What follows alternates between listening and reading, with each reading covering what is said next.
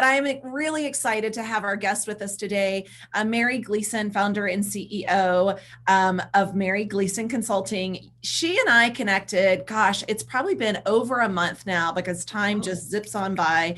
But we connected on something, of course, within the business world. And then I feel, Mary, no pressure, but I feel like we also just had a whole nother level of connection when it comes to, our personal space. So I'm really glad to have you here today and share with us on a topic that is so important, I think, for all of us to really dive deeper into, and that is removing barriers to your success. So that is what Mary has come on today to share with us on the Nonprofit Show. Of course, we cannot do this without our wonderful presenting sponsors. These companies exist for your purpose. They are here for your mission-driven goals, and they really are in your corner and your community across the globe. So reach out to them, find them online. They're not hard to find. Internet, World Wide Web, LinkedIn, very, very active nonprofit leaders. So thank you for showing up and supporting us in these conversations. And thank you to Julia Patrick, who shows up each and every morning as well. Julia is the CEO of the American Nonprofit Academy, and I get to play alongside Julia each and every morning. I'm Jarrett Ransom, also known as your nonprofit nerd or the nonprofit nerd, a CEO of my own consulting firm called The Raven Group. So thank you again for joining us today for the live episode. Again, either live, because these are every weekday live, as well as 350-ish archived recordings. So Mary, welcome and thank you for being here. Thank you. Hey, let me just tell you a little bit about me before we dive right in. And that is, I am an out and proud woo-woo executive. Woo-woo! And by that, I mean, for far too long, I hid my intuitive self behind what I thought everybody else wanted to see from me. And I was trying to be so logical and reasonable. And for over 30 years, I've worked in very high level nonprofit positions, and I've been a consultant with nonprofits. And over here on the side, I had my intuitive practice where I do hypnotherapy and I do intuitive readings for people, psychic readings, mediumship. And I one day decided to stop pretending I'm two people. And I put them together, and now I call myself an executive intuition coach.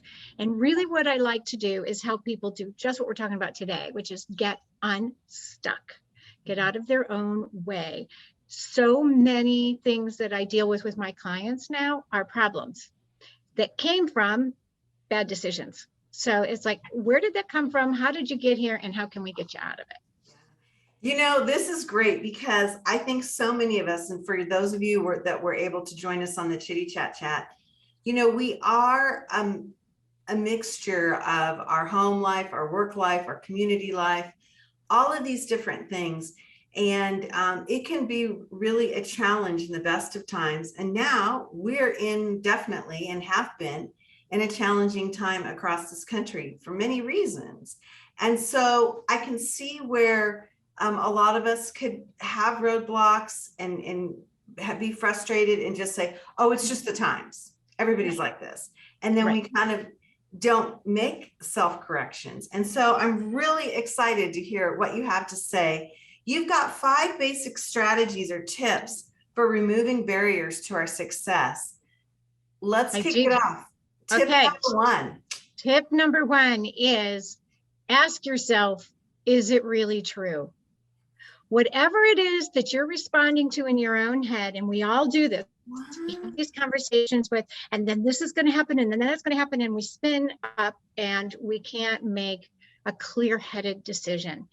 When I work with my clients, I find so many times they come back to something maybe their 3rd grade teacher said, or something that their grandmother said to them when they were 3. That has become a truth that they believe about themselves. And I'll never get this right. And this is never going to happen the way I need it to.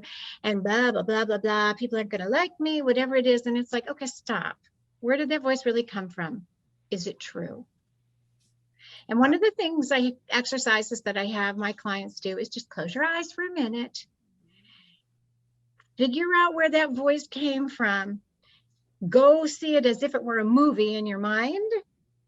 And maybe you were 8 when that happened, but watch it as an adult and broaden your perspective and say what else was happening around you. And it's amazing how often you go, oh, that wasn't about me at all. Teacher was having a bad day, or mom was really sick, or, Anyway, so I tell people, ask yourself, is it really true? Maybe there's just this fear growing inside of you. And it's like, stop, breathe.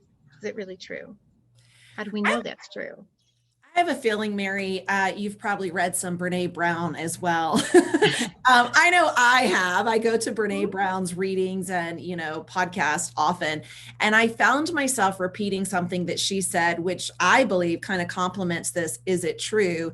And her saying is, that's a great rough draft, like, that's a great rough draft. That's your first storyline. Yep. Now let's rewrite it. So that kind of relates to me of rough draft. Is it true? And I do have a very tragic story in the 3rd grade of a teacher telling me I will never go to college and I will never be able to do anything by myself. Yep. And I just want to make it public that I sent her my college graduation invitation. I was like, how dare her? But that really hit. And it wasn't true. It clearly wasn't true. But that really was a hook in my story of my rough draft that I really had to work through. So if that's tip number 1, we've got a lot to go. And I'm really excited to hear what they are. I know. Well, I've got one quick question before we go to tip number 2. Does it always have to be negative? Can it be something that was super positive that yet it's not realistic? Or is this always a negative thing? I think if you're stuck and you're stuck in fear, then somehow it's playing out negatively. And sometimes I love that question, because what comes to mind for me instantly is we are afraid of just how powerful we really are. And if we take that next step, it means we got to hit that next level, and we got to do it consistently. And so we shrink away, right? We shrink away. We let ego keep us safe. Ooh, we better stay here. We better stay here. This is comfortable. Yeah. Right. And that is like code for stuck. Right. Code for stuck. Wow. Okay. This is cool. Well, I love tip number 1. Tip number 2. Tip number 2. Do you make 1-door or 2-door decisions? I read this great interview not too long ago with Jeff Bezos, and they asked him what is his secret to keeping his company moving forward. And he said, there are 2 kinds of decision makers. And one is the person who sees it as 1 door. You go through, the door closes behind you, and that's it. So you better get it right. Yeah. And he said, I could never have grown my company on 1-door decision making. If you do 2-door decision making, then you say, I'll go through, I'll check it out. Oh, look, there's another door. I'll make the adjustments. Maybe I can go back. But, very few decisions we make are like, if I do this wrong, we're all going to die. And yet we carry that need to have it all figured out before we can move forward.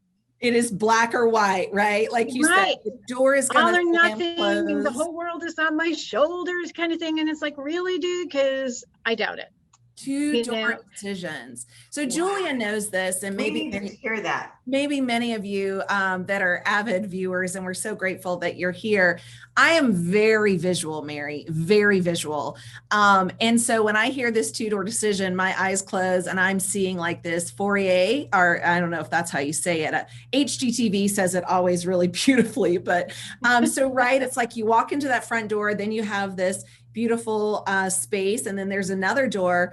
My childhood home actually has the same like setup. So I love this 2-door because I also firmly believe in course correction. And what I'm hearing you say with this 2-door approach is you walk through 1 door and then you assess, right? Now what? Right. Now what? And then there's another door, or there's another window, or, hey, this was really great. I think I'll stay here a little bit longer, or this was good, but I need to fine tune over here, whatever it is. But if you always see that there's another door ahead of you, that's an option, it makes it easier to make the decision. But if you use one-door decision making, I got to get this right or the whole world is going to implode as I know it, then that is truly being stuck. You've made the decision to stay stuck. I needed to hear that today. That is so good. That is super good. Okay, and then two-door decision making. Okay. 1 and 2 have been really ding dang good. Now tip 3. Okay, tip 3. Here's another visual for you, Jarrett. Tip 3 is use your whole brain. Use the left and the right. And I spend a lot of time on this. I call it bring your whole brain to work. BYOB, bring the whole brain. So we tend to get stuck in all of what we know in the left side of our brain. And that's the numbers, the data, the logic, the reasons. We've got them there. On the right side is your intuition and creativity. When we allow just the facts to dictate, then we are making half-brain decisions, right? You might as well leave the other half of your brain in the car. When you take the time to give equal weight to both the facts and that other sense of knowing without overruling it, talking yourself out of it, then you make whole brain decisions. So again, you can just close your eyes and you could take that decision you're thinking of, give it a name, put it on the left side of your brain and say, what do I know about it? Okay, I know about how much it's going to cost. I know how long it's going to take. I know how many people I'm going to need to complete the project, whatever it is. Boom, boom, boom. Great. Now take that same problem over here and put it in your right brain and just be quiet. Just sit with it for a second. It's amazing what will come to you. You'll get a vision, you'll hear something, something will trigger for you. You'll feel an emotion you weren't expecting, right? That's data too. And sometimes that data is telling you, go for it. And sometimes it's telling you, I need to take a moment. I can't make this decision yet. I need to get more information. I need to let this ruminate for a while, because the number one way to stay stuck or go backwards is to make quick decisions poorly. Yeah. Because that stuff will boomerang on you quickly. So my question to you is, we've become so data focused on making decisions. Mm-hmm. And I have found that with my team comes to me and says, well, the data shows. And I don't have that sense. I have a sense of, that might be what you're picking up on this sample set. Mm-hmm. And I think to your point, maybe it's my intuition or whatever that is leading me in a different direction. How do you communicate that, or how do you sell that back to your team? Because that's a hard thing. Reed Hastings of Netflix is known as just this brilliant person. And he has the data. Jeff Bezos has the data, right? They have the data kind of thing. But Reed Hastings says, that just tells me what is in this moment. That doesn't tell me where I want it to take me. So in that way, your left brain is your COO, right? Your chief operating officer. They got all the methods in place. Your CEO is your right brain. And it says, great, now what do I want to do with it? And what you can say to your team very often is, here's how I'm feeling, or here's what I can't get past, or here's what I'm envisioning. Help me make this take me there. Right? The other thing I've done with teams is have them just close their eyes. And that leads me right into tip number 4, if that's okay with you. Yeah, please do. But I say, scan your body from head to toe. Put that named problem right here just over your head, and just feel that energy flow all the way from the crown of your head to the root, the base of your spine. Does it flow? Does it dissipate? Does it get stuck? Does it expand? That's data too. And they don't have to be able to have the words necessarily to expand it, but they can say, got to my stomach and made my stomach hurt. Or I really do have this little man sitting on my chest when I think about this. Or, I instantly got a headache. That's your intuition too. That's information for you too, right? So, I have a question, and all of this resonates with me 100%, right? Okay. So let me give you that affirmation. Absolutely. I'm on board. How do you relate this information to someone who has that mentality of you leave everything that's not work at the front door, right? I'm not that kind of person, but I know that that culture still exists of no, you bring your work self, and I'm the culture that I am one self, right? I bring all selves with me when I come in this human body. So that, as well as how do we quantify this data, right? Like, how do we quantify this gut feeling or this man sitting on my chest, which, for those of you that might not know this feeling, for me, I would describe it as like my chest gets tight. There's a sensation. There's something there that just doesn't feel like a normal breath that's being able to, come in and out. That's how I would describe that man sitting on my chest. So how do you then talk about this? And I'm thinking in a professional setting, and I'm, I gotcha. How do you do this? When I work with my clients, I get them really in touch with things. So I'm going to just mark, my book is on the table. Could you bring it to me, please? On the dining room table. Anyway, I want to book about this. Okay. I let go of my intuition until I had a nervous breakdown, until I had 5 stomach ulcers, until I had all these things. So this is my book, and I'll tell you about it in a sec. But the idea is that not listening to it has a cost, and that's very quantifiable. You can get all kinds of medical tests you never thought you'd need. You can buy all kinds of prescriptions. You can use all your benefits and then some. You can lose time at work. The cost to not bringing your whole brain into your work, into every area of your life, is very, very expensive. Okay. And you want to listen to it when it first starts. Don't wait till there's 5 stomach ulcers. I mean, my stomach was trying to get my attention, and I just kept saying, I'll take some Tums. Didn't work. Right. So I should have listened to the twinges. It shouldn't have to shout. And when you say quantify the level of anxiety, that is good information. But has it been trying to get your attention for a while and it just got to that height? Or did it just bam, land on your chest? Because that's information too. Mm-hmm. Interesting. Thank you. So that's with us. And I get that.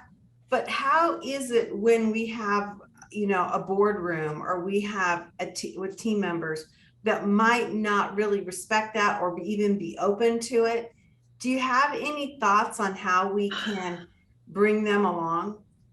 So it's really funny. I worked with a couple of executive CEOs, and one of them was like, I can't just go in and tell my board, I don't trust this, without the numbers.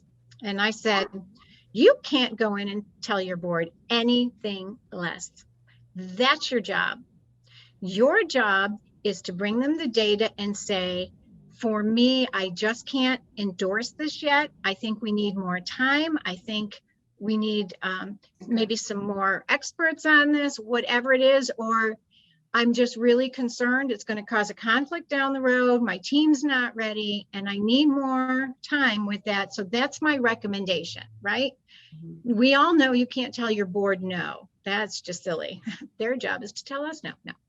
But you can't tell your board no, but you are obligated to tell them all your thoughts on something that's going to impact the organization. Does that make sense? Yeah, it does. It does make sense, but it is, it's not without its challenges.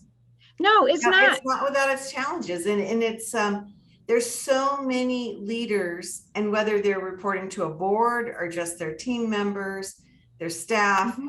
or themselves. Or themselves. Yeah. They live in this fear of communicating something that doesn't have that hard number to back it up.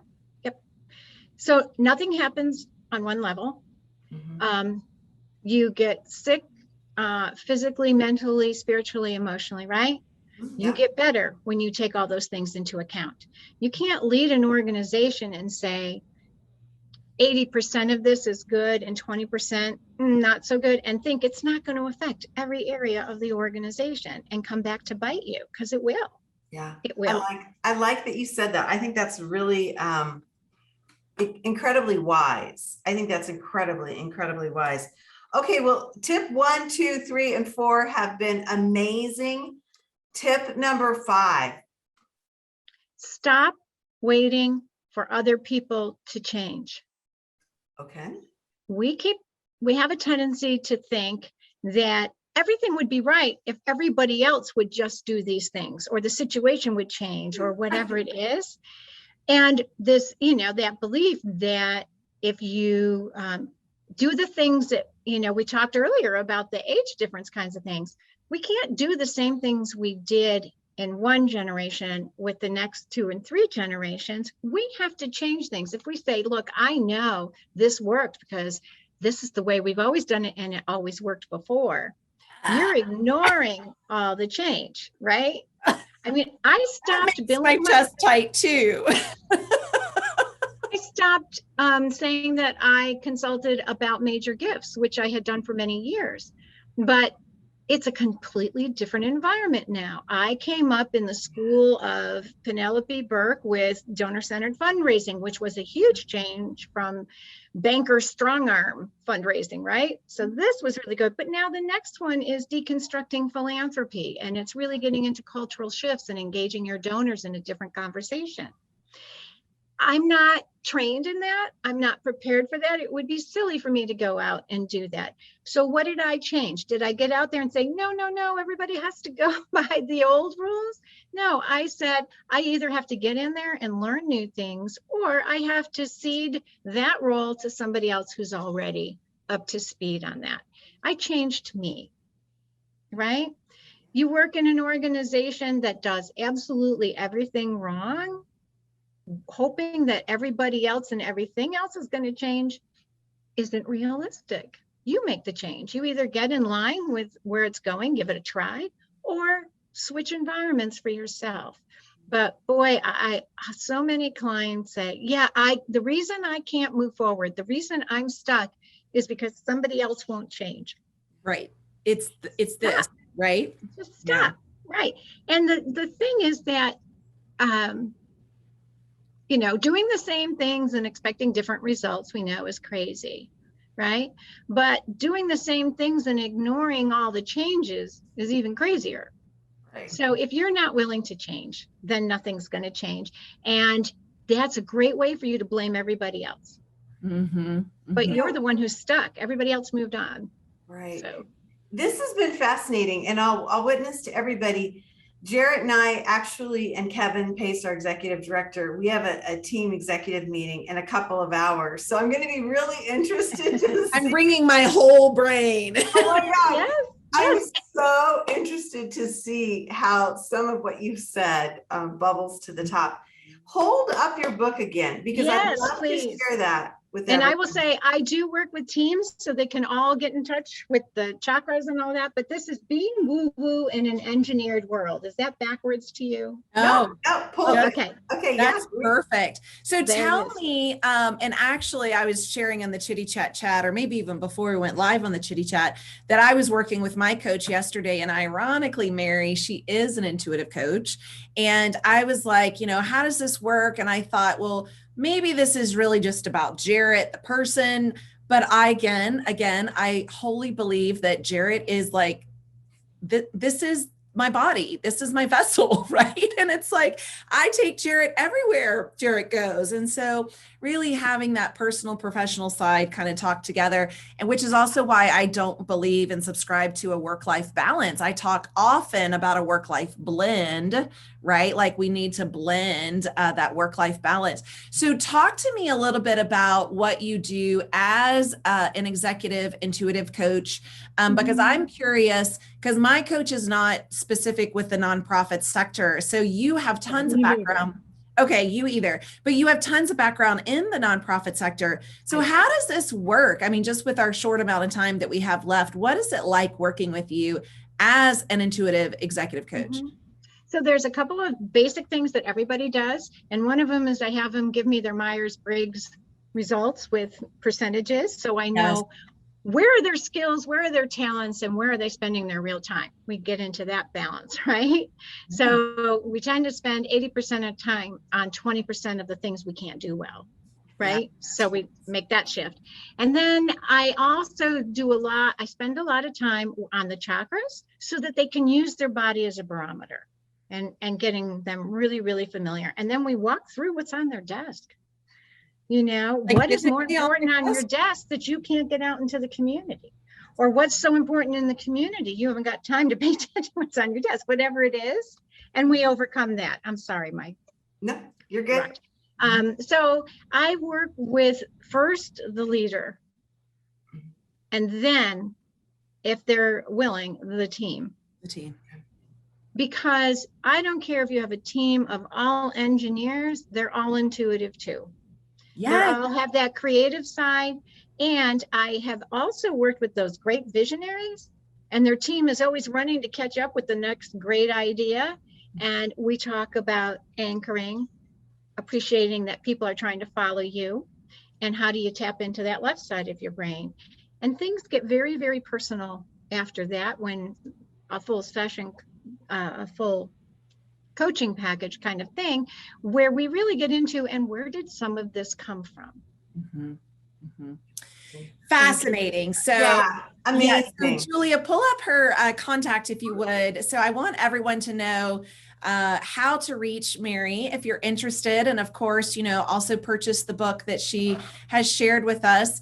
I am so grateful again to have you here. Not only is this perfect timing for a conversation, you know, but as we were saying, there's so much going on in our world. We're all entering COVID rebound with this Delta variants really spiking. There's a lot going on with us personally, you know, outside of our control, within our families and other relationships. So perfect timing. I am so grateful to have you on here for the an episode of the Nonprofit Show. I hope maybe you're interested to come back on and share a few more nuggets, because I know I took a lot away. I always take notes, and I have a page filled of like scribbles. So I hope I can be intuitive on what the heck they say. Well, you can call me and we'll interpret them together. Thank you so much. Thank you. Take care. It's been really great. Again, I'm Julia Patrick, CEO of the American Nonprofit Academy, joined today by my trusted nonprofit nerd herself, Jarrett Ransom, CEO of the Raven Group. We want to make sure that we really thank our sponsors who allow us to have this really interesting conversations. Tomorrow will be totally different. Yesterday was totally different. That's what you get with the Nonprofit Show. There's never the same message or guest. And so our sponsors appreciate that and allow us to move forward, and we thank them for that.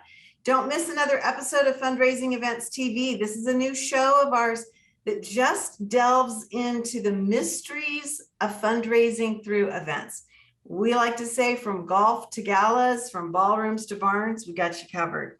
So check out fundraisingevents.tv. Wow, Jarrett, I think this is so interesting that we would have this guest today when we have an executive meeting later on. You think that was planned? You think that's by mistake? It's called divine timing. Divine timing. My intuitive self, you know, aligned this perfectly. So I'm just so grateful.